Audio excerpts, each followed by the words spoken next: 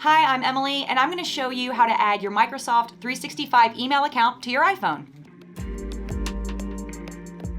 The first step is to install the Outlook app and open it.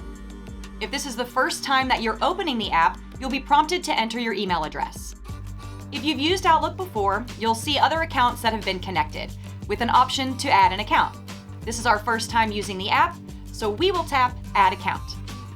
Enter your email address, and then tap Add Account. On the Sign In page, enter your Microsoft 365 email password and select Sign In. If this is your first time signing in on this device, you may be asked to verify yourself. Select the method you want to use, and then tap Send Code. Enter the code, and then tap Verify Code. If you have multi-factor authentication set up, verify using your authentication app. If you want to add another account, tap Add. We're going to choose Maybe Later. Choose if you want to enable notifications, and then if you want them sent to you on your phone. And that's it. That's how you add your Microsoft 365 email account to your iPhone. I'm Emily. Thanks for watching.